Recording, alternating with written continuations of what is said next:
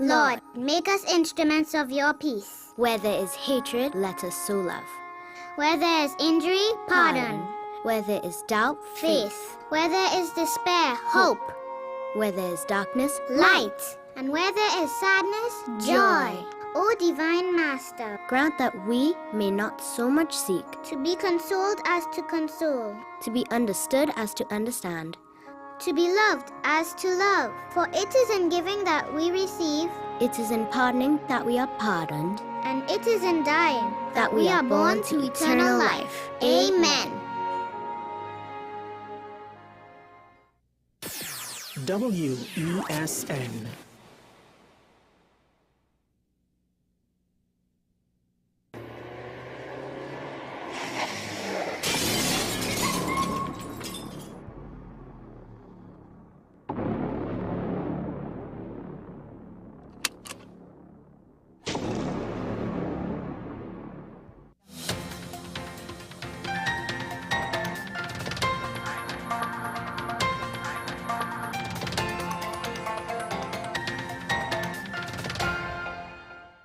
Here is your WESN News on the Hour. I'm Naomi Magnish. Thanks for joining us. Here are the headlines.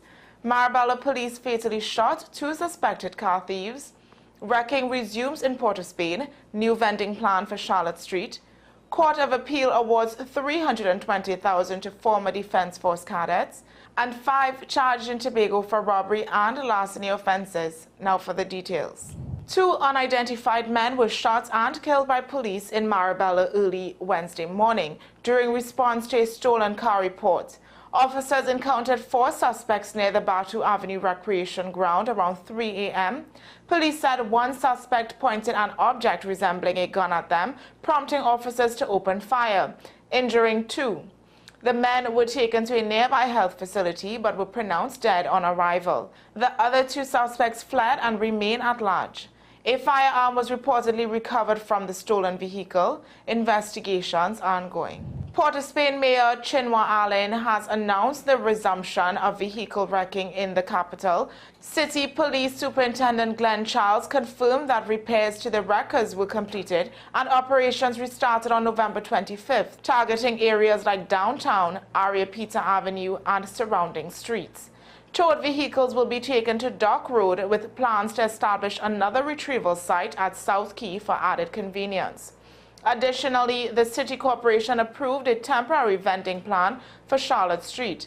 Vendors will be permitted from Thursday to Sunday for the first 2 weeks of December and daily from December 17th to 24th. The Court of Appeal has increased the compensation for a former Defence Force officer cadet from $18,000 to $320,000, citing violations of natural justice in his 2018 dismissal. The ex-cadet discharged after a 2016 incident involving alcohol consumption at an out-of-bounds area. He argued the dismissal process was procedurally flawed. While he admitted to minor infractions and was initially admonished, he was later dismissed under a zero-tolerance policy, despite not being criminally convicted. Justice Eleanor Donaldson Honeywell previously ruled in his favor, stating he was denied the opportunity to appeal and make representations. The appeals court, led by Justices Prakash Musai, Vashist Kokaram, and Malcolm Holdip, revised the compensation to account for lost earnings. The decision highlights the importance of due process in disciplinary actions within the Defence Force. 5 people, including a 13-year-old boy, appeared in Tobago courts over the past week on charges ranging from robbery with violence to larceny. Cody Bailey, 21, of Mount St. George, was charged with robbery with violence, malicious wounding, common assault, and possession of ammunition. He pleaded not guilty and was denied bail. Jaime Gregg, 19, also of Mount St. George, pleaded guilty to larceny and housebreaking charges. He received 3 months hard labor for 1 offense, with sentencing for the 2nd postponed. Deshaun James, 44, of Baku, was charged with larceny, pleaded not guilty, and received $75,000 bail. Musiah Villafana, 23, of La Brea, faced a robbery with aggravation charge related to a jewelry store heist in Lowlands. He was denied bail. A 13-year-old boy pleaded guilty to store breaking and larceny in Crown Point. He is awaiting sentencing. Investigations and charges were conducted by officers from the Scarborough and Sherburne Road CID units. Well, that's news to the hour on WESN. I'm Naomi McNish. Thanks for watching.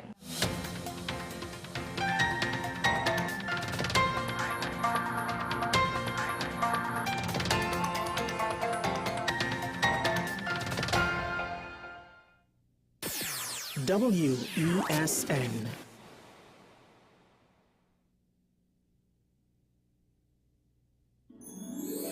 This holiday season, bring the magic of Christmas home with WESN's Joy of Christmas. Relive timeless classics from the laughter to the heartwarming moments that make the season unforgettable. Hey, light the lamp, not the rat, light the lamp, not the rat! Santa's coming to town! Oh my God! Whoa! Oh, baby. Experience the joy of WESN special productions, crafted to bring you new stories and cherished memories. This year, let WESN bring the joy of Christmas to your home. Merry Christmas, Charlie Brown! Catch the spirit, catch the joy. Anchors away. May the force be with you.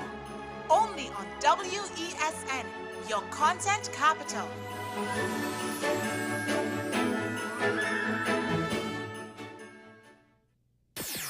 WESN.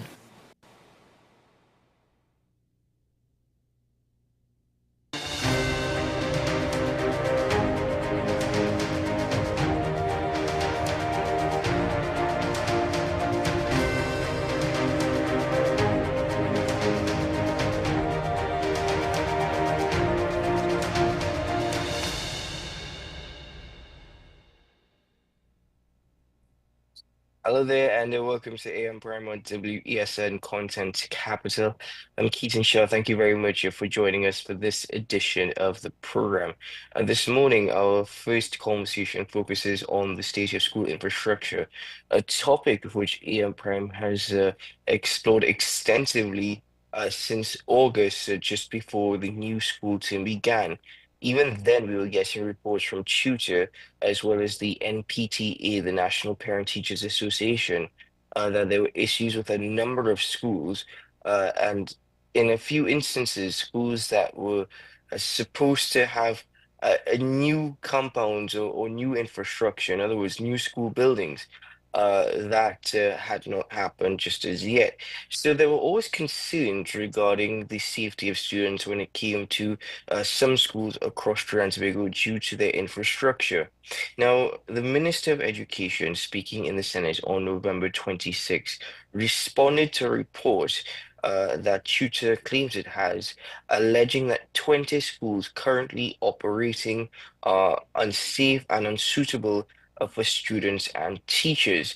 The Minister of Education denied this, stating that the ministry is not in possession of such reports and cannot confirm its accuracy, but also noted that the ministry does not operate any schools that have been deemed unfit or unsuitable for operations. So let's get into this morning as we are joined by the Vice President of Tutor, the Trinidad and Tobago Unified Teachers Association, Mr. Adish Dwarka. Good morning, sir, and welcome to the program. A pleasant good morning to you, Mr. Shah. Pleasant good morning to your visitors, to your viewers, sorry. Well, Mr. Dwarka, thanks very much for joining us this morning. Let's start with that report. According to the minister, which she says Tutor has, alleging that there are approximately 20 schools that are currently operating that are deemed unsafe or unsuitable for teachers and students. This report, which I do not have a copy of or I have not heard of, could you please expand a bit more as per the details of this report and exactly who collated this report? So what is happening is that I'm not too sure the report that the minister would have referenced. However, usually at the start of every school term, and especially at the start of the academic year, what the association would do is that we would get in contact with the district field officers of the association, so that's the DFOs, as well as the staff representatives of each school that we have to find out what is the readiness of the schools for occupation for a new school term. Right. Usually when we have meetings with the Ministry of Education as well, that is during the June, July period, we would ask about the school repair program for the preceding vacation and whatnot, so that we will have an idea of what is happening. Right. So any report that the association would have would be as a result of that particular kind of investigation. So we rely on our DFOs, our district field officers, we rely on our staff representatives who are at the schools, and based on those, national officers would visit the schools to see firsthand what are some of the issues that the various schools are experiencing. Based on that, we would compile reports, we would compile information to advocate for the relevant repairs in various schools. At this point of time, though, from tutor's position, from tutor's knowledge, are there schools operating in Transvaal which are deemed unsafe or unsuitable for occupation? Right. So when we get reports from our schools, our district field officers, our staff representatives, we would visit, and then of course, based on that, we would invite OSH to come and have a look. So we just don't say, okay, the schools are unsafe, they are unsafe for occupation and whatnot. What we do is that we ensure that we have the correct perspective from the professionals who are deemed to do so. For example, recently there was a rat infestation at Presal Secondary School. So there were complaints about the cleanliness, there were complaints about the situation there. And of course, OSH would have gone in, they would have done their investigation, and they would have agreed that the school is unsanitary, the school is unhealthy, and they would have upheld the refusal of work of the teachers, right? So that is the basis on which we make our pronouncements. So only when OSH would have indicated, listen, we agree that the school is unsafe because of X, Y, and Z, then we say, this is what is happening. A similar occurrence was in Arangwes recently, and Arangwes only came out this week, right? Because there were some infrastructural works that were ongoing, that are continuing at the Arangwes North Secondary School, and 2 blocks were deemed fit by OSH. So what is happening there now is that the Form 4 and Form 5s are invited to return to school. So that is the basis on which the association would make their various positions and pronouncements regarding schools unfit for schools, for occupation. How many schools have OSH for this academic year thus far? We will only in the first two and first academic term. But how many schools have OSH deemed unsafe or unsuitable? Right. So we actually for the entire term we would have compiled a list of around 43 schools that OSH would have visited and would have had various situations with some of the things. Of course, not all of those schools were closed off. Not all of those schools had a refusal of work, refusal to work. There were various aspects of it that has to be dealt with, and the school continues based on that. There are a few schools who had a rotation system and whatnot. So yes, we have a number of schools that are ongoing. So what happens is that based on the reports to us, we would advocate. And then, of course, there would be some remedial program, and schools would be back out as with 2 or 3 days and whatnot. So that's the reality of it, right? So when it is raised at the Ministry of Education, they would come in, they would do some remedial works, and then, of course, school would begin. Tell me about the procedure in respect to when OSH actually states that the school should not be operating, for whatever the reason may be. What is the procedure then on the part of OSH and tutor in getting this information to the Minister of Education and then liaising with the authorities to try and ensure that the school is up to par? Right. So whenever there's an issue with a school, right, usually the first line is the principal. So the principal, via the SIMS system that the Ministry of Education has in place, that is the School Infrastructure Management System. It's an online system that principals can go and register the issues that they are having, infrastructural issues that they are having with the school. Based on that, the Ministry of Education more than likely will put that on a priority listing for work to begin. So that is the actual start of the process. So usually, principals have complained over the years that their issues on SIM has gone unattended for years. So that they would have placed complaints in this particular system, and they have not gotten the relevant work done in the school. As a result of that, there is deterioration. And when there is deterioration, and of course, health and safety becomes an issue, only then OSH is invited. And when OSH is invited, they come and they do their independent investigation. Based on their investigation, they would advise the Ministry of Education as to what is the next course of action. So usually they would either write to the permanent secretary. If it is very severe, they would write to the permanent secretary and inform the permanent secretary that these are the findings of the OSH committee and the suggestions in terms of how it should be addressed and things like that. So currently, with what has been put forward from the Minister of Education in the Senate last week, and from what you have stated this morning, from all positions, could you tell us if there are any schools that are not fully functional at this point in time, where they're having limited classes, or if there's any schools that are closed at this point in time due to these issues or concerns that you have actually pointed out this morning? Right. So what is happening is that the one for certainty is that we have the Malik Secondary School that had a fire recently, as recent as last week, where 6 classrooms were destroyed. So currently, information reaching the association is that particular school is closed based on the fire services report and whatnot. Right. We have a number of other schools that have been decanted. It means that therefore they are not functioning from where they are supposed to. Right, so like for example, Presal Government Secondary, Palmas Government Secondary, Carpichaima Anglican Primary, Granville RC, right? We have Rosilla Kindu, St. Dominic's RC, St. Rose's RC, St. Philip's Government Primary, Gaines Normal Primary, Sangre Chiquito Presbyterian, Claxtonby Junior Anglican, Monde Nuevo RC, Talpara RC. These schools have been decanted from where they are supposed to be and operating in community centers and whatnot.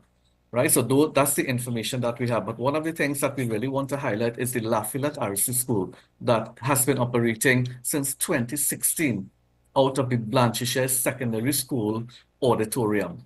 So they have been since 2016. That school has been operating out of the hall area of the Blanchishere Secondary School. Right, Tutor would have visited that particular school earlier to see exactly how that is operating. And of course, those are some of the concerns that the association have, because we have primary schools, children, right, in a secondary school environment. And of course, safety is an issue. So it means that supervision, right, has to be at its utmost in situations like that because of the interaction, possible interaction, right? So those are the kinds of situations that we have currently happening in our school system. Peter, what we have to understand is that we have 481 primary schools in Trinidad and Tobago, public primary schools. We have 64 private secondary schools. We have 133 public secondary schools and 63 private secondary schools. And those schools are 50 plus years old, right? Many of those schools, the majority of the schools, they are 50 plus years old. We have a couple new ones that were commissioned in 2000 plus, right? So like, and those schools are also having numerous problems. Schools like Arangwes North Secondary School that was commissioned in 2012, right? We have the Marabella South Secondary School. We have Barataria that has not been commissioned. We have Mount Hope that has not been commissioned. We have St. Joseph Secondary that has not been commissioned. And these schools has been operating with very poor infrastructure for a number of years. Right, and that's part of the major issue that we are having, because our schools are very old. The maintenance plan that the Ministry of Education has, that is what we need to really focus on now, to ensure that the proper assessments are being done in the schools, the proper safety and security checks are there so that the relevant remediation work could be done in a timely manner so that we can have a continuous seamless flow in terms of the education of our students. That's incredible what you just mentioned there with the Lafayette School, for example, having to operate out of another school's hall. And then even giving the example of schools that were recently commissioned as early as 2012, uh, they are having difficulties as well. So that in itself is a huge red flag for me, having followed the situation. When it comes to Lafayette, for example, a new school compound being built. What are the updates given by the Ministry of Education in respect to the situation there in itself and the works to be done to actually upgrade either the existing compound or build a new school? What is happening there? Any updates from the Ministry of Education at all?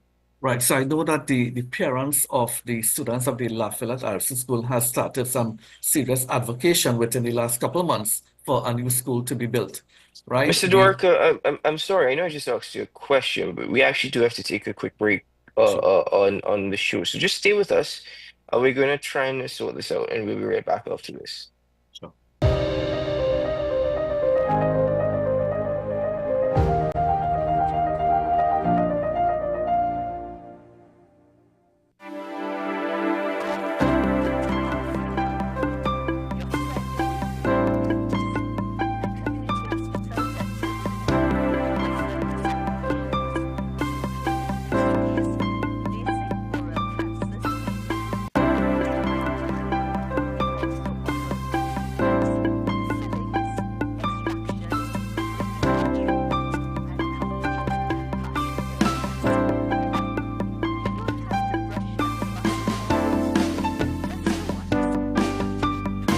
Give us a call at 235-5479. The Community Hospital of Seventh-day Adventist, where good private health care is affordable.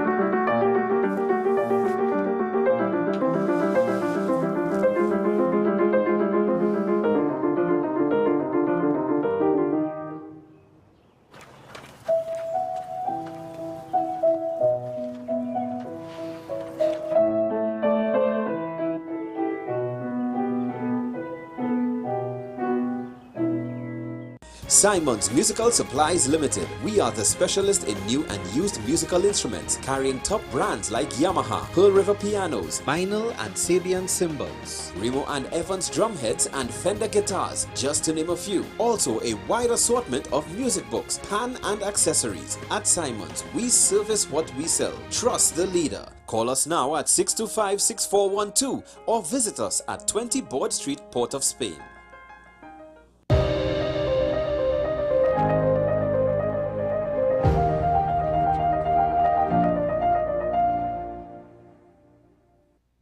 Welcome back to AM Prime, ladies and gentlemen. Apologies for that sudden interruption in the interview. But Mr. Dwarka, the Vice President of Tutor, is still with us. Mr. Dwarka, thank you very much once more for being with us this morning.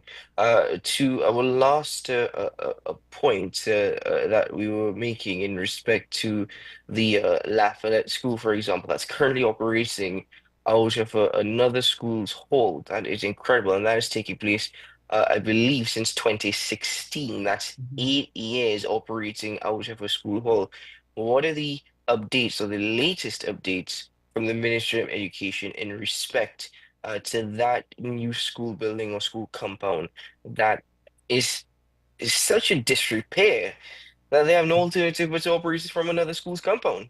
Right, so the association would have visited the school earlier this year right? So with the original location, right, it is difficult to do infrastructural work there based on land slippage and whatnot, because that is, of course, on the North Coast Road, right? So it's extremely difficult, right? The Parent Teachers Association, they have begun serious advocacy within the last couple of months to get some action from the Ministry of Education, because it is a government-assisted school, and of course they will be liaising with the relevant board to get the relevant works done. So that in itself is taking a very long time. There has been no positive reports coming out of the Ministry of Education indicating, okay, by X date and whatnot, the school is going to be up and running. So we are currently as well waiting on updates from the Ministry of Education regarding that particular school. But it should be given a priority. This is 8 years down the road, and they have been operating in very difficult conditions. We were there, and when we visited, the rains came. And when the rains came, it was actually beating into the classrooms, right? So that the furniture and whatnot was getting wet, right? And the students as well had to shift and whatnot, because it is the hall, if we know the layout of that particular school, right? The hall, right, is on the eastern side. So it means therefore that's the side when if rain comes in, right, there are issues there. So they have been operating under very serious health conditions. And of course, the association would like to advocate to the Ministry of Education that they begin to look at this particular school as a priority as well. How many students, if you can just give an approximate figure, Right, are so currently having to attend classes in the hall? right, I think by the figure, I could be wrong, was around 300 and something students, the principal would have mentioned to me during that particular time, right? So that would have been earlier this year. I'm not sure of the exact population now. You would think that everything is all well and rosy, based off of the comments coming from others in authority. If this is the reality of the situation, this story in particular is absolutely incredible, but not at all surprising given what we've lived over the last few months.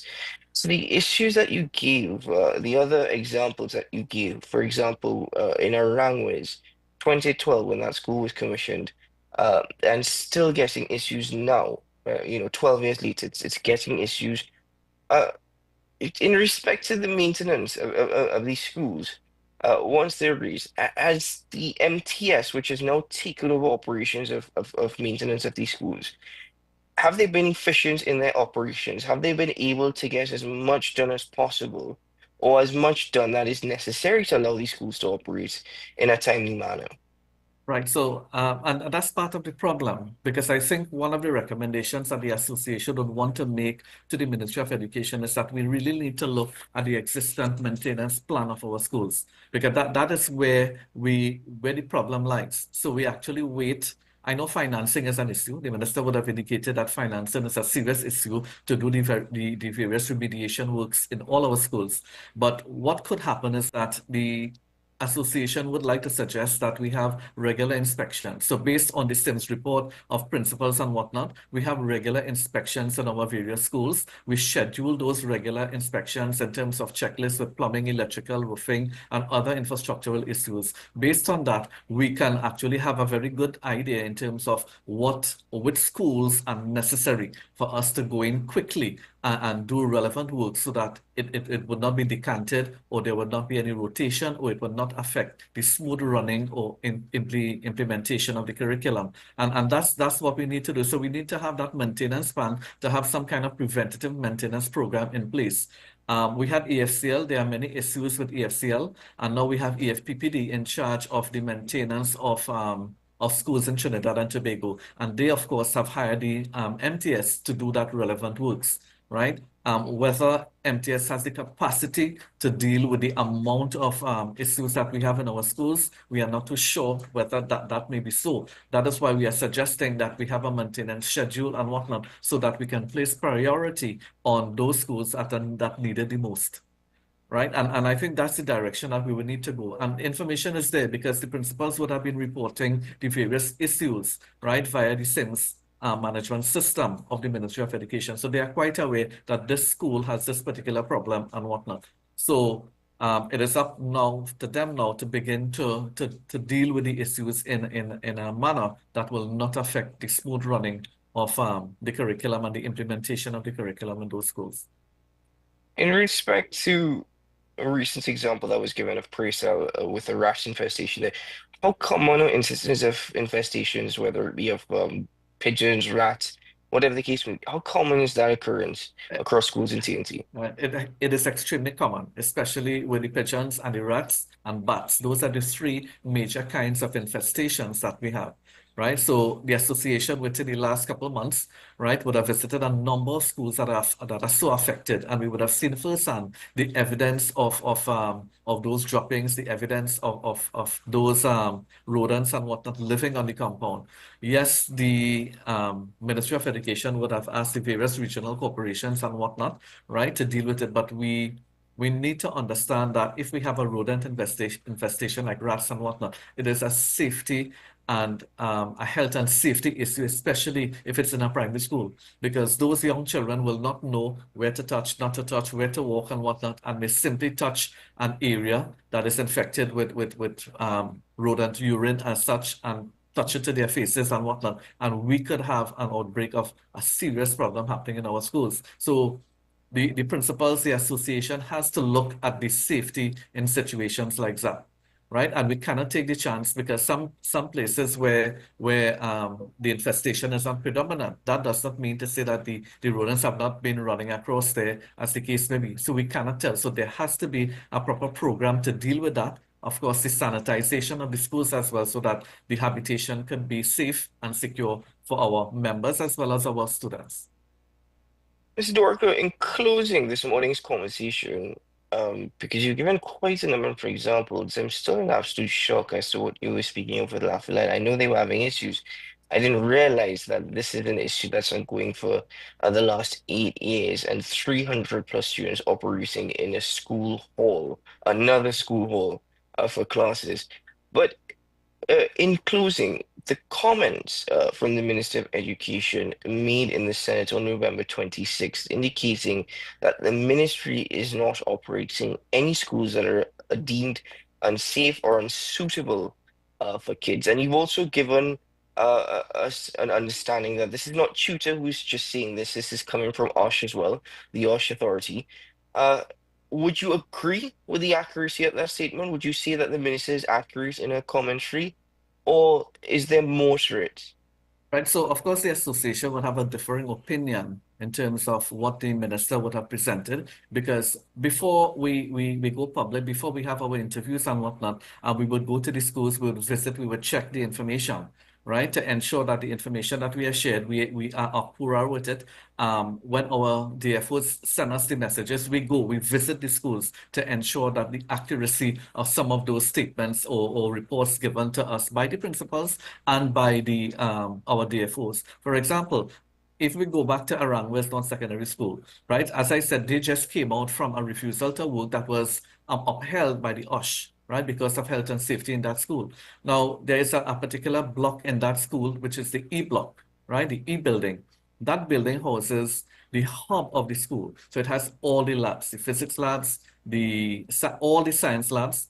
It houses all the technical areas as well. And that block has been closed for the last 4 years, right, because of an electrical issue. So there was some electrical theft 4 years ago, and up to now, that has not been remedied and is posing a serious threat to the curriculum of the school, because it is very difficult to operate labs out of a classroom, right? Because those labs are not available. It's extremely difficult to do food and nutrition where we have the practical areas, right, in those schools. It is extremely difficult when we have the ODPM and office administration computer labs there as well, and they cannot operate it because there is no electricity and whatnot. And these are just some of the conditions that our schools are operating by, right? So yes, the minister can indicate, right, there are issues, they're on top of it, they are fixing, and they are doing as best as they can, but there are some very serious situations in many of our schools, right, that need some severe and urgent attention, right, in terms of infrastructural works, so that we can have the curriculum being implemented as best as we can. I would think conducting labs in a classroom is without any question, a downright no. I would think that based off of if people watching know exactly what labs are and what labs entail, I would think that was a outright no. So even that in itself, wow. Mr. Dorica, thank you very much for joining us on the program this morning, just to give us an idea as per the situation. Though already that existed, you have just to concretize what we have learned over the last few months. Thank you very much for joining us on the program. All the very best to you and to the rest of the association. Thank you very much, sir. It was a pleasure. Take care. All the best. Okay, thank you. Right, ladies and gentlemen, well, as it relates to our schools infrastructure in Trinidad and Tobago, we know, we understand it is not in the best of conditions, and sugarcoating it a bit.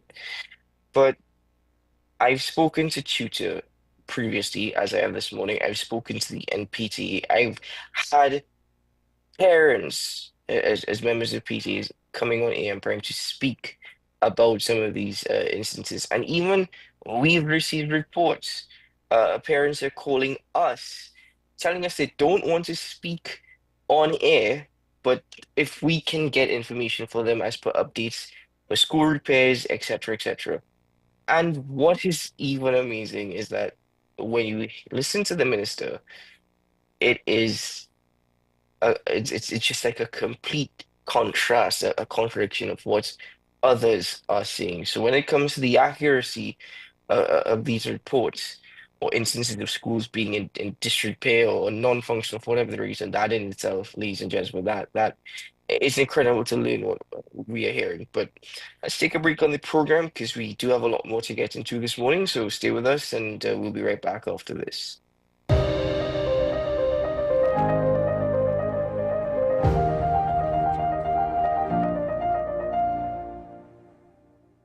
Transform your home with PCU Plus. From stylish furniture to the latest appliances, we have everything you need to create your perfect space. At PCU Plus, we offer fair prices and affordable financing options that are cheaper than hire purchase agreements. With convenient locations in San Fernando, Tobago, Arima, and our lifestyle showroom in Barataria, you're never far from the best deals. Visit PCU Plus today and discover why we're the top choice for quality furniture and appliances. PCU Plus. Quality you trust. Prices you'll love. Visit one of our locations or find us online to start transforming your home today. My name is Dr. Stephen Carroll, the CEO at Community Hospital of Seventh-day Adventist, and we are committed to making good private healthcare affordable. For all your medical needs, including dental, radiology, laparoscopy, behavioral and mental health, along with many other services, contact us for more information at 235-5479. Community Hospital of Seventh-day Adventist, where good private health care is affordable.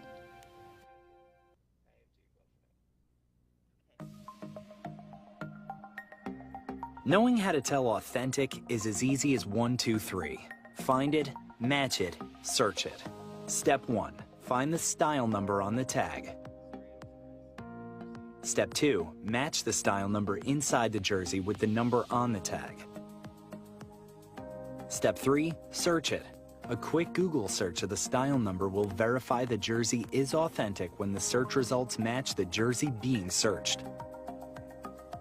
Don't be fooled by counterfeit jerseys. Before you buy, remember to find it, match it, search it. Fan Zone, 2 locations nationwide. Center City Mall, Chaguanas and Movietown, Port of Spain. Nationwide delivery available. Bill and Ruth fell in love with the Benjamin Moore color Dry Sage, but they tried to match it using another brand's paint. I mean, it's close enough. Almost identical. Really?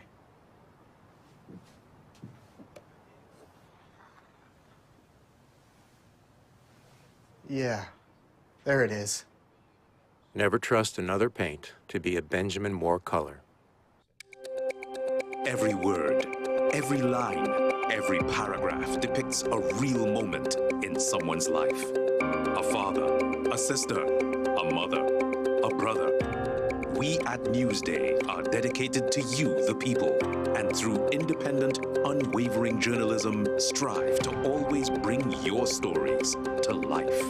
Because your stories are more than just words.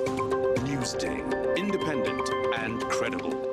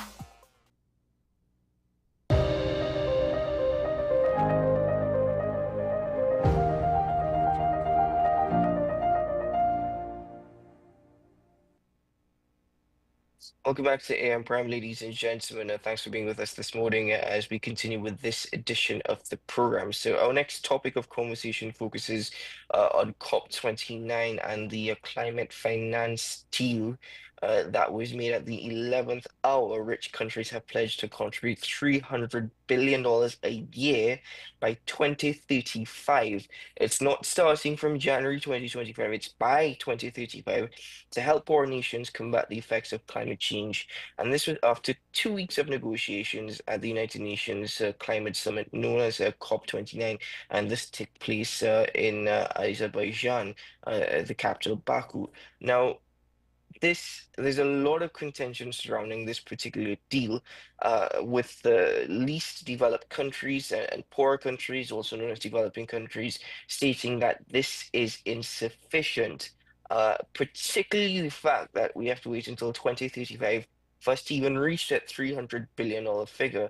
A figure that was being deemed somewhere in the range of 700 billion to 1.3 billion was deemed as necessary. That was not reached, but let's get more into this. I'm joined this morning by the Senior Technical Officer of the Caribbean Natural Resources Institute, or Canary, Dr. Inka Grandison. Good morning, Dr. Grandison, and welcome to the program. Good morning to you and to the viewers.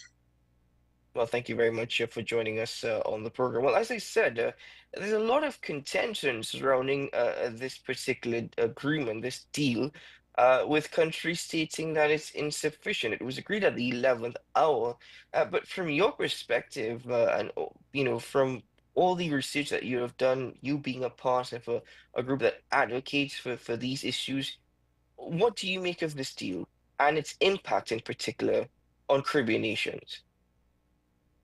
So it's a really sort of, I think, quite disappointing result from what was actually dubbed as the Climate Finance COP. So that was actually supposed to be the main focus, setting a new climate finance goal for the next 10 years and really talking about how we could scale up finance, but also improve the quality of the finance that we receive for TNT, the Caribbean, and other developing countries. So the minimum amount that they're supposed to give, the floor for the deal was $100 billion per year, which is what they were already supposed to be doing for the last few years. And so the idea was to be much more ambitious. And there was even, I think, general discussion amongst the developing countries that we would like to see a target of 1.3 trillion US being given per year to really adequately cover our needs in terms of how we're going to respond to all of the impacts that we're seeing from hurricanes, et cetera, in the region. But what happened is the rich developed countries like the United States, Canada, the United Kingdom, and other European countries were only willing to agree to 300 billion US a year as the new target starting from 2025 and supposedly scaling up over time to possibly reach 1.3 trillion by 2035. But 300 billion is really not at all ambitious. It's nowhere near what's needed based on the expert reports that say we need trillions of dollars to respond to this crisis. And I think what was also interesting is the target is supposed to now include private sector finance rather than just public finance, which is what we've typically focused on in the past, which is foreign aid and development assistance through developed country governments. The thing is, Dr. Granderson, does that suggest that even though a deal was actually arrived at the 11th hour, does it suggest that climate finance does not seem to be a priority of the biggest emitters in the world? Do you think that it's no longer being it's now a fight for who should be responsible? I know countries under the European Union and the United States want nations like China, who are, by the way, one of the biggest emitters in the world, to chip in, but China is still deemed as a developing nation. So it's even the jargon in itself is confusing. But does this suggest that climate finance is no longer a priority and the focus more so now is on responsibility more than anything else, a blame game more than anything else? So the fight over the climate finance is actually a fight over that responsibility and whether the rich developed countries who historically have been wealthier, have had faster growing economies, and have produced a lot more emissions than any of the rest of us, including China, up until most recently, whether they will take responsibility for the fact that they've driven this problem. And it's largely 20 countries that have contributed 75 to 80% of the emissions that are driving the climate crisis. And so therefore, they should be the ones to be giving the most money to everyone else, particularly the most vulnerable countries like ourselves that are small islands and don't have a lot of funds and other resources to be able to combat the climate crisis. And so the fact that they've, in essence, in some ways, sort of shirked their responsibility by not being willing to give the amount of money that we know is needed based on the studies and the reports that have been done is very disappointing and is a unjust and unfair sort of process, which is very concerning. Just focusing on the Caribbean for a moment and the impact of global warming and climate change. A small island in developing states, what can you say has been the real impact? And in respect to climate financing, what do you think is necessary? What do you think is needed for the Caribbean to try and bring itself to a point of resiliency?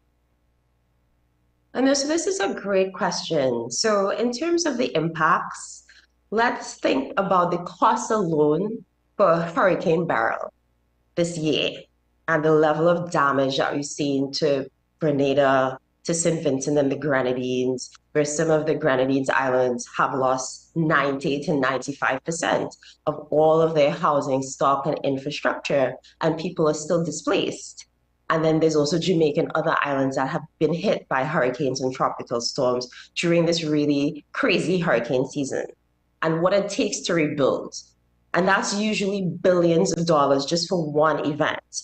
So think about trying to address all of the different impacts that we're seeing from hurricanes and storms, but also from sea level rise, from flooding. We've seen a lot of flooding right here in Trinidad over the last few weeks. And if that's happening every year, how much does that cost? There's also warming oceans, coral bleaching, and a whole range of other impacts that we need to be addressing and that we need funding to be able to effectively respond.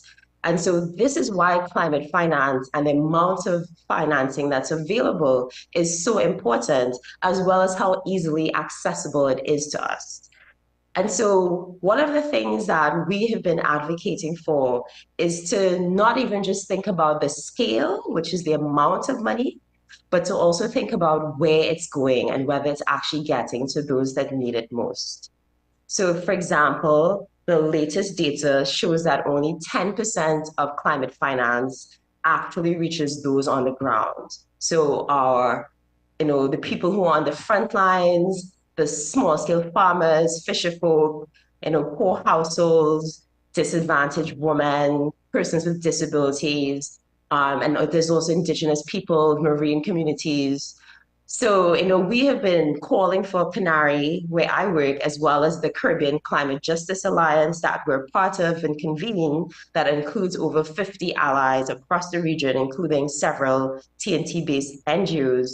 We've been advocating for more just and equitable finance. So, we need to have specific allocations for how much funds get to the ground, to those on the front lines, to those who are most vulnerable. In effect, we need to localize climate finance. So that's one of the things that we need to see more of, and that will benefit TNT and the rest of the Caribbean. And we also need to think about how we get the money there.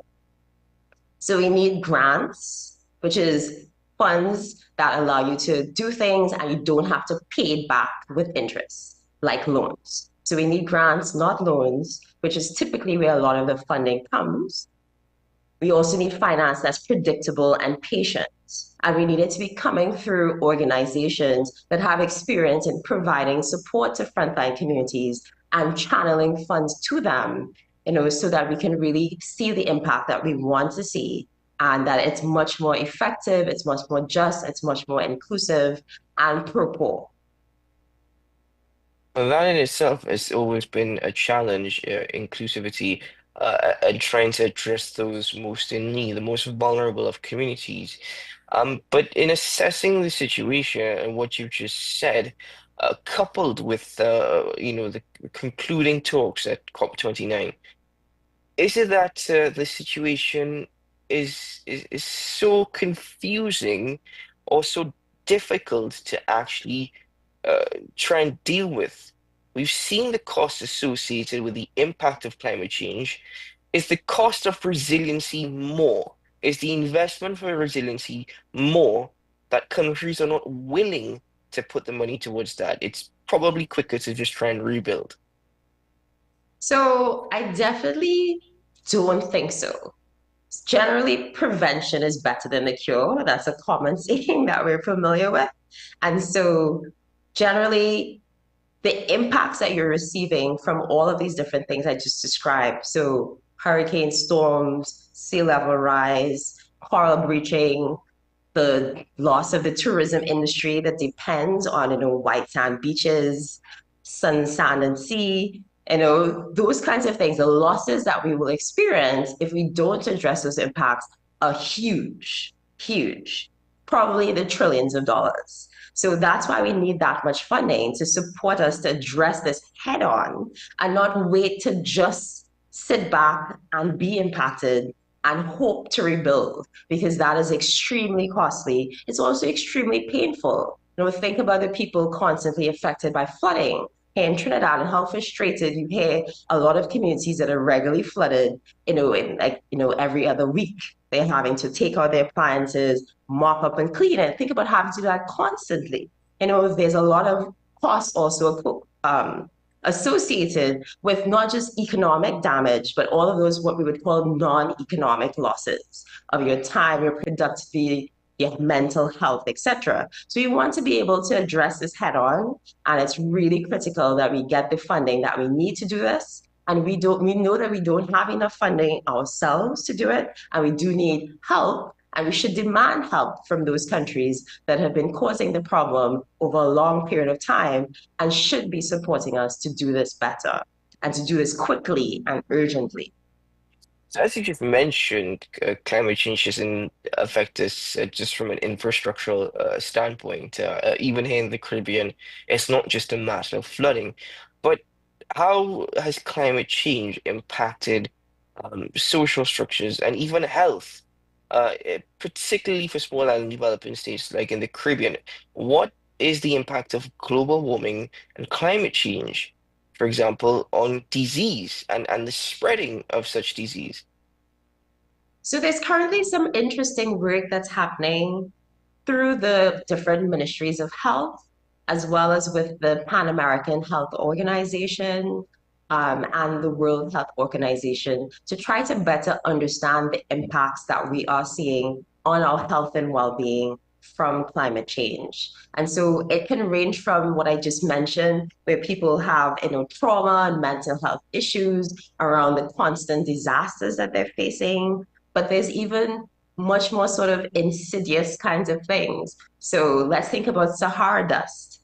This is partly linked to climate change. And when we're seeing all of this Sahara dust blowing across the ocean and causing sinus issues and respiratory problems, and causing a lot of people to have to take days off of work, constantly during the year, that is also a health impact from climate change and has, repercussions for productivity and those types of things.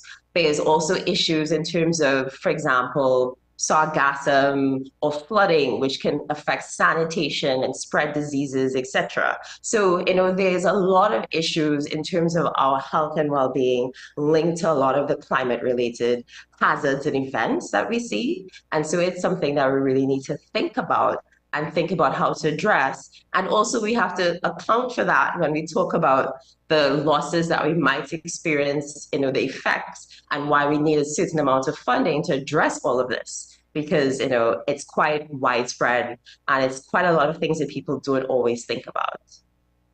I must admit, even when it came to the issue of Saharan dust, I thought that was just a natural occurrence that was getting worse and worse. I honestly did not realize that it was there was a link between climate change and the level of Saharan dust that we are experiencing. But thank you very much for that point. Now, so another issue at COP29, there was a failure to explicitly repeat the call for the transition away from fossil fuels. Azerbaijan's president, Aliyev, he referred to fossil fuels as a gift from God. And though in COP28, for the very first time, 200 countries recognized the need to start that transition away, there seemed to be any explicit call at this meeting. Again, COP28 says one thing, COP29 says another. What is happening, Dr. Grandison?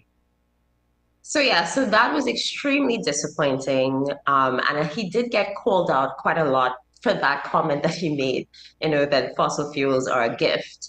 I mean, he's right. And I think in the Trinidad and Tobago, kind of context, we understand kind of what he's saying. It's like an important part of your economy. If you are an oil and gas producer, it can help lift, thousands of people out of poverty and create a strong middle class and do all the things that we have seen in Trinidad and Tobago. But the reality is that we need to shift away from this because we know that fossil fuels are driving climate crisis, and it's only going to get worse if we don't reduce drastically the emissions that we're producing. Now, the way that we is set up to address this issue is that third world countries like TNT, for example, are not expected to phase down immediately. Or let's take Guyana, that's recently, started to develop a lot of its oil and gas resources. They are not required to phase down immediately, recognizing that they have done very little to contribute to the problem. Like less than 1% of the emissions globally come from us. So the idea is that the rich developed countries are meant to address this problem head on. And even some of the richer developing countries like in the Middle East, etc., would be expected to do something because they can. They have the resources and they're well positioned to start phasing down their emissions. The problem is, of course, they have a lot of power and influence, and they don't really want to do that. And the lobbyists from the oil and gas companies and all of those things have a lot of power. And so there's a lot of resistance to this actual phasing down and getting rid of fossil fuels in the next 5 to 10 years and switching over to renewables, because we do have a viable option in terms of how we can generate our power and do that in a more decentralized and inclusive way as well. And I think we are losing out on an opportunity to shift to something that's cleaner, greener, and more useful into the future, and rather than sticking with fossil fuels, which I think is kind of drying up in some countries, not the most, green way to generate energy. And so we need to really think about, what needs to happen. But yes, there's definitely a lot of pushback from the bigger, richer, more influential countries in the process to that process of shifting away. Dr. Grandison, even after years of celebrating climate finance agreements, sorry, just not even financing, just climate agreements or climate deals, when it comes to greenhouse gas emissions, that continues to rise. Temperatures continue to rise. I think 2024 is set to be recorded as the hottest year on record. And given recent trends, we may be seeing the same thing at the end of 2025, 2026, etc.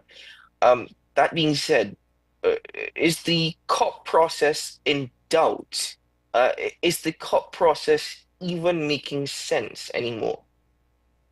So actually, this is a great question, and it's actually something that came up during the COP meeting in Azerbaijan.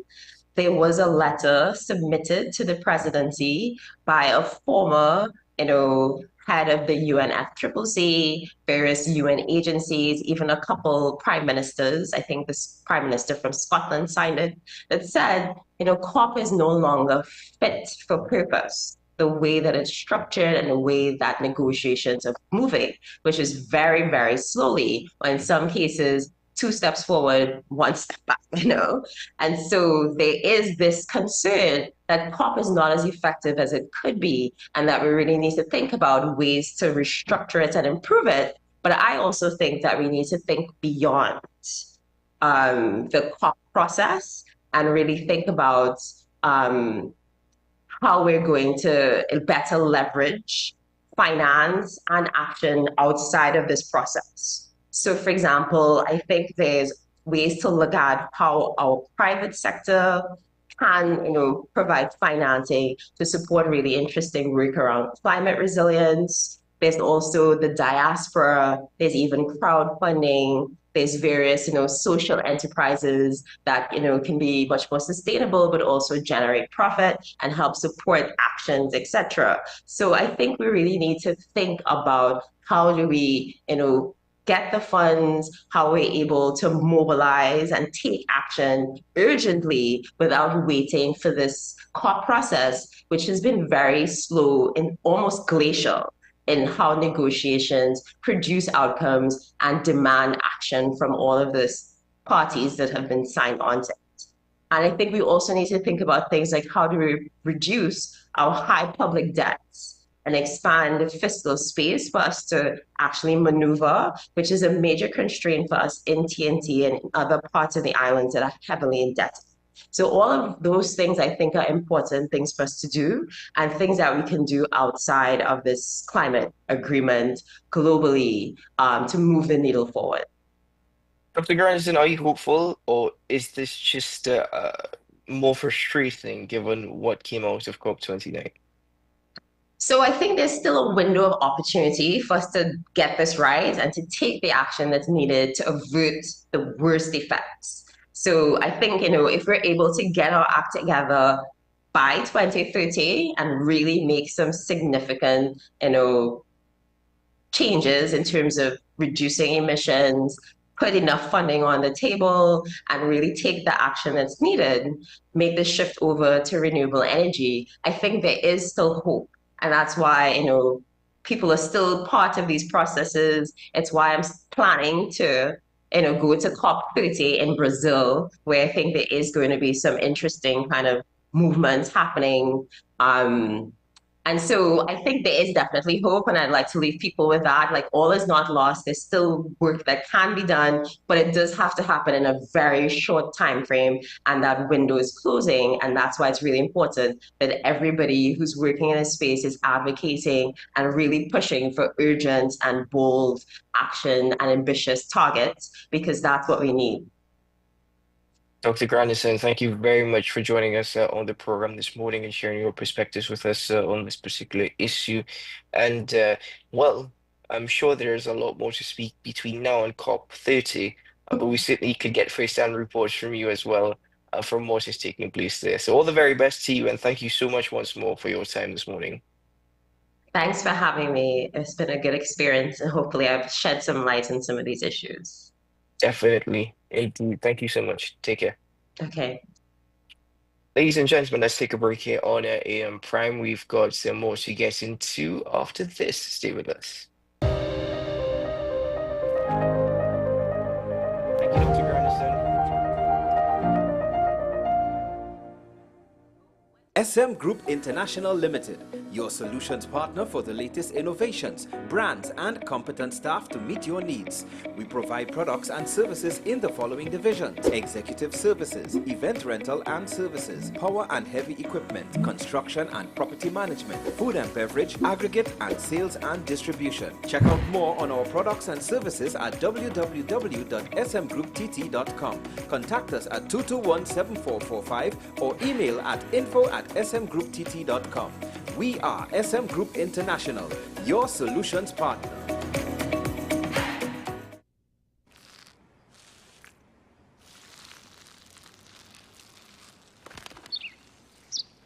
Maybe he landed here totally by coincidence. But if by chance he's admiring your fresh coat of Benjamin Moore soft sky blue, well, that's a pretty high compliment. Coming from an expert.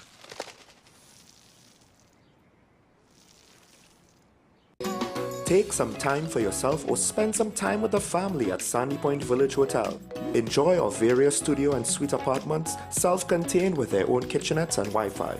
We also have our famous 100-foot swimming pool and our beachfront restaurant, the Steak and Lobster Grill. And our location in Crown Point puts us near the center of activity, from the nylon pool to the local nightlife.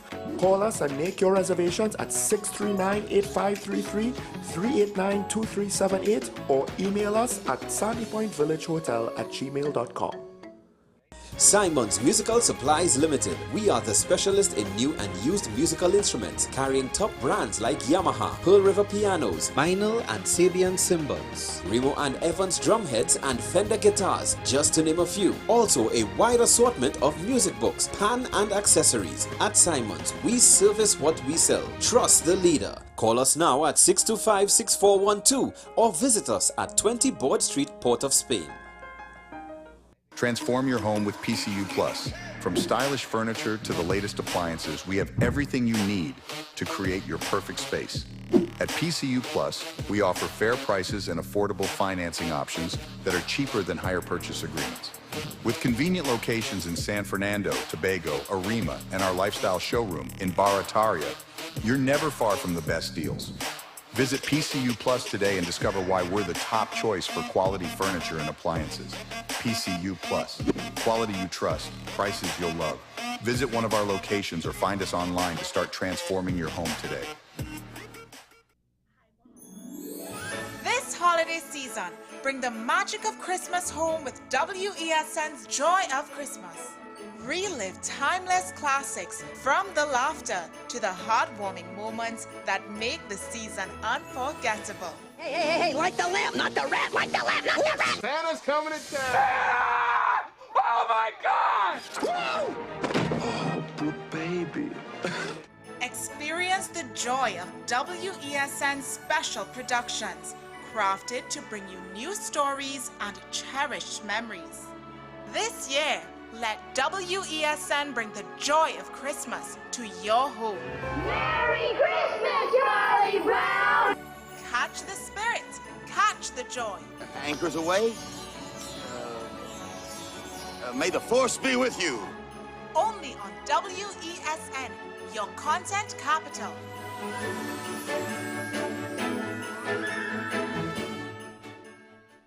Pastor J, I want to get a tattoo. You really respond wanna- to me. Respond to me how you would respond to me. The first question I'll ask is why.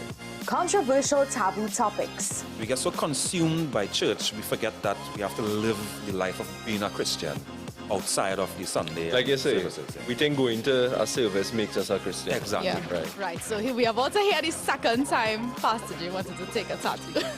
Would have been late last year and early this year. Oh gosh. Hope Unfiltered podcast with Pastor J and Ren. This is 10 questions. I'm Andy Johnson. The distance from where we should be in the world in going forward on our commitments with climate change. The effects of climate change that cannot be accounted for. It's called loss and damage, and we're seeing loss and damage happening so much more in this decade and the previous decade. The principal term there was this question of the correspondent banking issues. That is why we're trying to build capacity with this country here, Trinidad and Tobago, and other countries in the region. Man is not showing any signs of stopping or even slowing down. More than half of the forest in Trinidad is already gone. All the plants and all the animals and all of the nice clean water and fresh air and everything had to be on this planet for humanity to have a chance. We have small change when it comes to countries that can take decisions, and when they speak, the world listens. The General Assembly is a very democratic forum. And Trinidad and Tobago has the same vote as Canada, in spite of the obvious difference in size.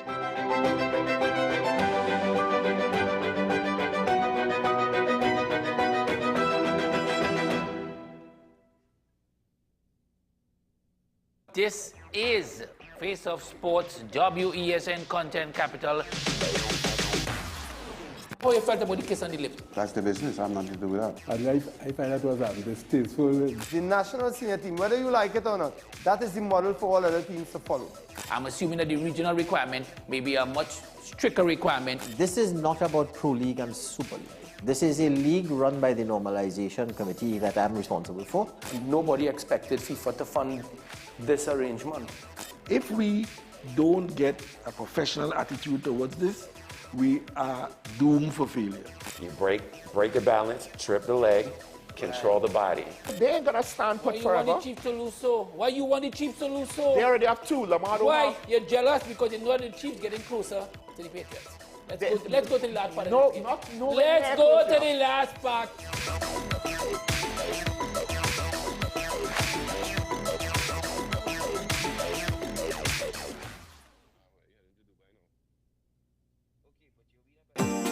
Money is something we all deal with, but how many of us truly understand it? What if you could make better decisions with your money? Decisions that secure your future, protect your family, and bring you peace of mind. I'm Darren Jacobs, and I'm here to help you make sense of your dollars. Welcome to Dollars and Cents, the show that breaks down the financial world in ways that matter to you. No jargon, no confusion, just real conversations about money, your money. So join me every Wednesday at 10 a.m. on WESN for Dollars and Cents.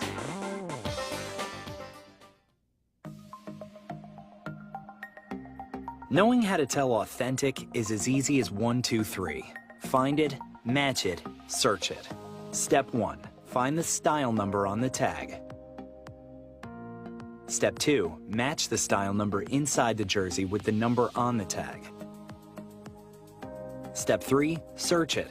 A quick Google search of the style number will verify the jersey is authentic when the search results match the jersey being searched.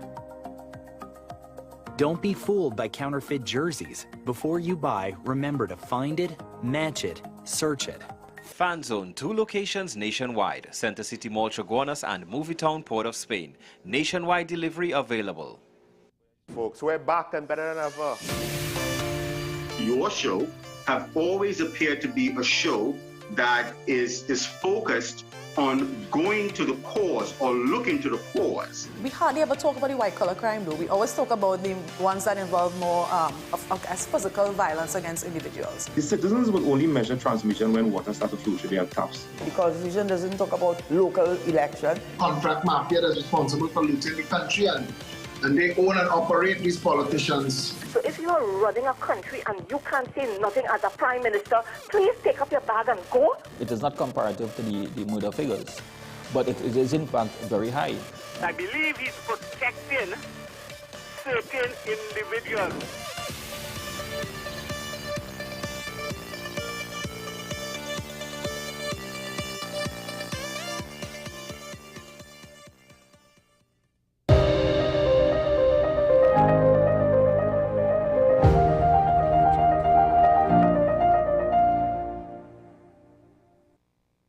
Welcome back to Amplia, ladies and gentlemen. Now to a topic of conversation and heavy debate that took place last week. It's still taking place, actually.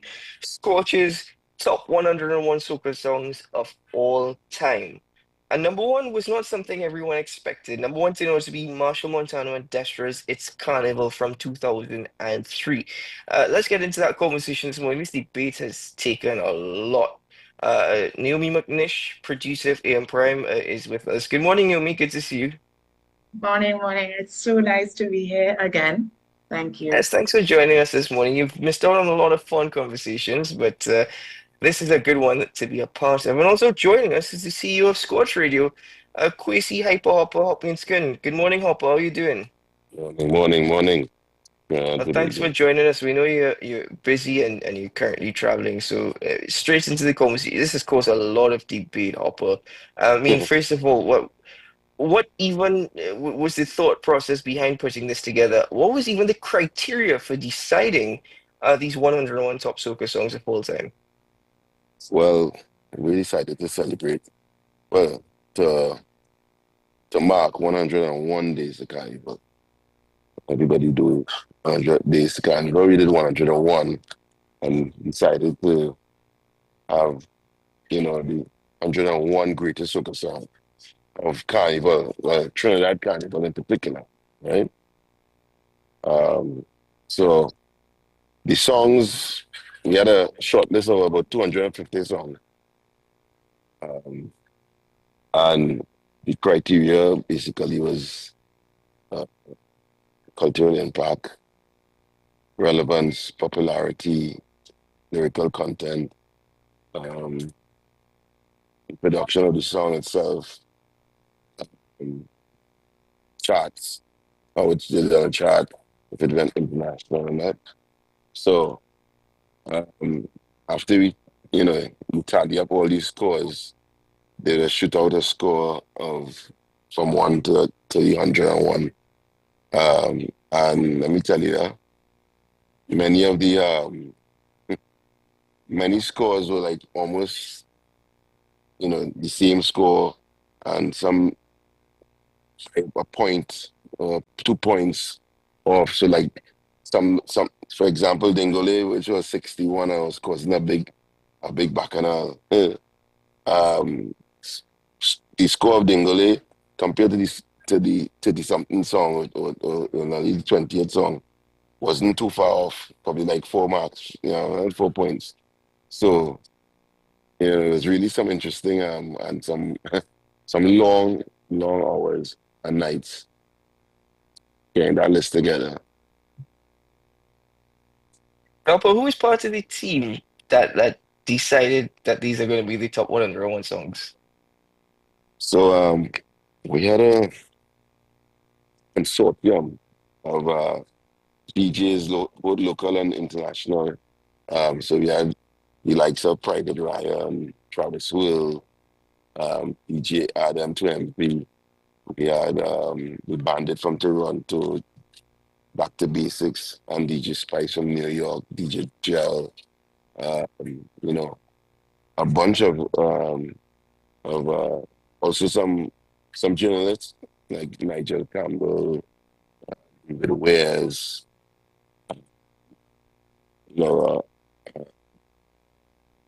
sorry, Austin, no, I can't remember. But yeah, and then we had a couple just regular folks, training their contribution to it. So it was really probably like about 40 people involved in the whole process, putting these songs together. I would think with so many people involved that, y'all would butt heads or have difference in opinions, right? Despite the polls and all of that. So, were there any points where y'all did not agree with the results that came in and had to make a choice or, Yeah. So a lot of these songs, they had songs that some of my favorite songs that they refused. They was like, nah, that can't make the top 101. So what happened, right, is when somebody would have suggested a song that should have been there, and we now go and score it collectively. And if it's scored like, above one of the songs that's on the list, then that's how it get back on the list and stuff. But they have songs, as I said, so like 100 to probably 60 something was almost the same score. you know. So the 101 song wasn't like far off from the 65th song, you know. That would have scored like, let's say that scored 65. The 101 song would have been 65. 162 song would have been 68. So, you know, it's like really close. But we had a lot of fights and debates, and you know, especially when it started coming to the top 20. The top 20 songs was like But that's the thing. I'm curious to know. You speaking about fighting and debating. How did Super Blue get 3-1? Super Blue got 3 songs in one spot. so that was actually as like a special that was gonna just the songs. I think that was Back in All Time and Lara and I can't remember Get the other one something right on now. wave. Get something on Yeah. wave. Right. So what happened is, you know, that those 3 songs were back to back. Road March, Soca Monarch, and we were like, you know what? We can't even. They all score in the same song, same score, and we were like, you know what? We just do a special. So they have moments on the list. You have the same artist scoring with the same song or similar song, and we just decided to just do it like that, you know, and these songs on par with each other, you know. Come on, Super Blues is legend, right? He started the whole jump and wave. He's the turn of after the coup, you know, the carnival and the song of soca just changed again, and it started with him, you know, to what we have today, more or less, the jump and wave and jump and wine soca song. So ultimately, who had the last say in deciding? Who are the last day? Yeah, because I'm curious to know too, with what Naomi just asked, whether or not number one on the list is Carnival with Marshall and Destro. Is your number one? Yeah. I think that's the people's number one. I'm just the voice of That's the that. people. The That's voice a of real the voice of diplomatic God. response, I put. No, that's the people's number one. I mean, can you imagine if a Kevin Little was number one? But I must say, I knew we'd have a lot of emotions, but emotions ran real high that day, and I was like, wow. Uh, people up in their feelings. A lot of people didn't understand what it was actually, you know, and the criteria of how we marked it, because you have people, they will complain like Kevin Little or Rupi was placed, and for those of those, a lot of people never really travel out to Trinidad to see these songs and what they have done throughout the whole carnival diaspora, right? Um, and where these songs have been and where they've placed in the charts as well. Kevin Little, I remember that summer after Carnival, I was in England, and that song played every 5 minutes on MTV. Every 5 minutes, I was like, wow, you know, you go anywhere in the world and that song plays. That's the only song, might play when it comes to soca or anything Caribbean. It's would have been one of those songs. Um, so yeah, so a lot of people, I guess you could call it ignorance. Were up in their emotions, but then they have others. This is my song, and I feel that this song should have been on top 100 and song, on one song. And what we were doing is like we're taking just regular folks and asking them to score a song. Like if you felt that you had a song that should have been on the list, we tell them score it. And what happened? One time, a group of the guys from Stinking Duck was scoring like a song, and we didn't realize it was already on the list. And what happened is that they after they finished their scoring, we went back on the list and saw the same song with the same exact score that they did. So the formula kind of worked. So But yeah.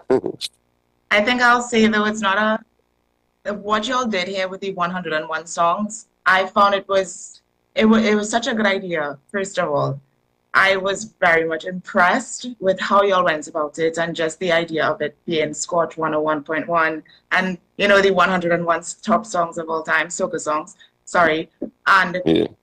it allowed people to realize as well how important or how special soca music is, not just to us, but even around the Caribbean and the world, And just that day, I remember listening to the radio and hearing all these different songs, and it's like, whoa, I haven't heard this song in so long, or Right. this song actually is because this was a special song at a certain time in life, and so on. So, yeah, I just wanted to say that, but not there. No, Naomi, you sound so polished because I was sitting in my car running the AC, listening to the radio, waiting for number one to come on. And I was like parked up on the side of the road. I was like, what's going on? And we got to number two, played number two, and then we trying to get to number one. I was like, wait, and they really hyped you up. Huh? They really, really hyped you up in studio to get to number one. Oh, but before you go, because we know you're a very busy man, I'm just curious to know how long this took. You see me there, right? Yeah, we can see you. This actually took us like a week. With some long nights. Some long nights. Talking about nights like, I'm up till 4 o'clock in the morning. Because, I've been having nightmares, huh? We had nightmares, man, waking up dreaming, hey, you forget the song because, you have to do it right. Well, I would have to do imagine it right. I imagine it would have taken some all-nighters, but Yeah. we're gonna let you go now because we know that you're I'm trying to catch busy a this flight morning now. Yeah. and you're trying to so you are in the airport on your way to the gate. But thanks To very Dubai, yeah. much. Dubai Carnival. That's to show you. We have a carnival in Dubai. Marshall and Beanie Man, we taking there this weekend. So And taking poor soca music Naomi everywhere. and I stuck in Trinidad. Yes. Anyway, that's Imagine that. Imagine that, guys. But thank you so much for taking the time out to come on the show this morning. It meant a lot. I appreciate you guys. Okay? Papa, thanks very much, man. Enjoy Dubai. All the very best. All right, no problem. Look out for the 101 greatest songs of the year. And Olia's night. Man, hype for that. All right, thank you very much. Thank you. Take care. All Bye-bye. right. Respect. Well, Naomi, I would have imagined that would have been a long nights as well. 1 week. Could you imagine the all-nighters to push to try and calculate this? And the amount of arguments they probably would have had amongst themselves. When I well. picture a lot of back and forth, a lot of no, because everybody has an opinion. And because a lot of people would have said, I heard from about 2 people that the song that came number 1, they were like, they wouldn't put that as number 1, but I actually, you see, no, I mean, I understand what Private Ryan was saying when he said, it plays every carnival, it hypes up a crowd. Up to now, a crowd moves. You're gonna hear Destra and Marshalls. It's carnival every year. But yeah, I agree with you. I don't know if it was number 1. Yeah, there are other songs that are, to me, on that level, that you hear it every year, you hear it all the time, and it brings the same joy and the same excitement from a crowd. But well, that's why I was glad to see that Palance was in the top 10. I think it was actually in the top 5. Yeah. Because Palance, up to this day, you play Palance in a nightclub, in a fete, and you get carnival. these results as when it first played, when it first came out. Yeah, and I if you remember that carnival when it first came out, because Naomi has been participating in carnival since she was in diapers. If you remember, and no, it's true. Naomi loves carnival. You see, the thing is, if you remember that people were approaching stage, masqueraders approaching the stage, Palance would come on, people would start dancing and moving to the song, and as soon as the chorus hits, everybody runs onto the stage. And it's still something that happens there, So, but I mean, it was as you mentioned, it was a really, really good venture on the part of Scotch Radio. It caused a lot of debate and conversation online.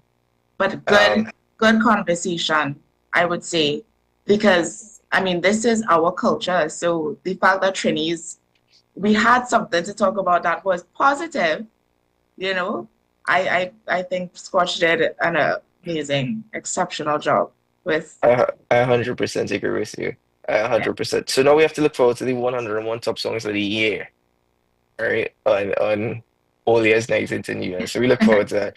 Naomi, thanks very much for joining us on the program this morning. It's always good seeing you on AM Prime. I mean, you put the show together, you know, sometimes you should show your face. Every morning we thank you, and it's good to see you joining us on the program this morning. Thanks again. Take care. All the best. Ladies and gentlemen, Naomi exits. I also exit. To you guys, thank you very much for joining us this morning, and to all our guests, thanks so much as well. And of course to Hopper. Hopper did that interview for us as he was in the airport on his way to Dubai Carnival. So we thank Hopper very much for joining us. But to our team, Ryan Gomez-Burke, Elijah Milewood, and Naomi McNish. All of this is not possible without you guys and your input. I'm Keaton Shaw reminding you today is a good day to have a good day. We'll see you again very soon, TNT. Keep sweet. Bye-bye.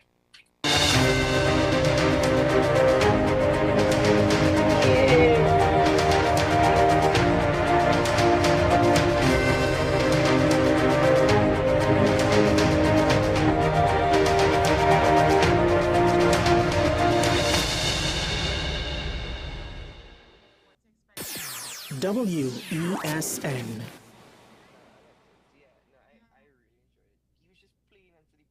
Simon's Musical Supplies Limited. We are the specialist in new and used musical instruments, carrying top brands like Yamaha, Pearl River pianos, Vinyl and Sabian cymbals, Remo and Evans drumheads and Fender guitars, just to name a few. Also a wide assortment of music books, pan and accessories. At Simon's, we service what we sell. Trust the leader. Call us now at 625-6412 or visit us at 20 Board Street, Port of Spain.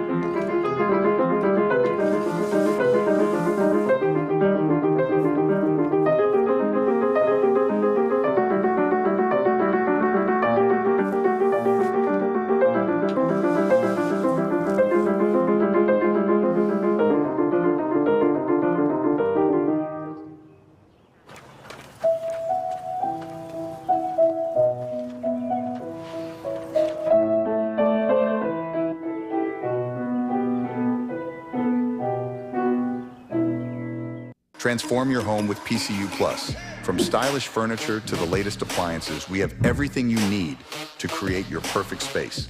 At PCU Plus, we offer fair prices and affordable financing options that are cheaper than hire purchase agreements. With convenient locations in San Fernando, Tobago, Arima, and our lifestyle showroom in Barataria, you're never far from the best deals. Visit PCU Plus today and discover why we're the top choice for quality furniture and appliances. PCU Plus. Quality you trust, prices you'll love. Visit one of our locations or find us online to start transforming your home today.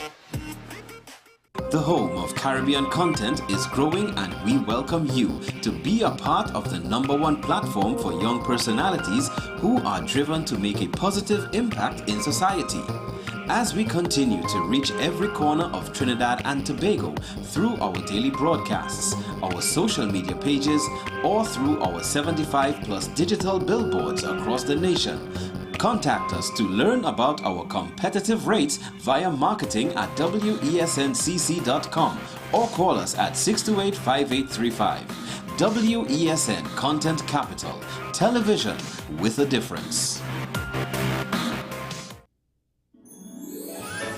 Holiday season, bring the magic of Christmas home with WESN's Joy of Christmas. Relive timeless classics, from the laughter to the heartwarming moments that make the season unforgettable. Hey, light the lamp, not the rat, light the lamp, not the rat!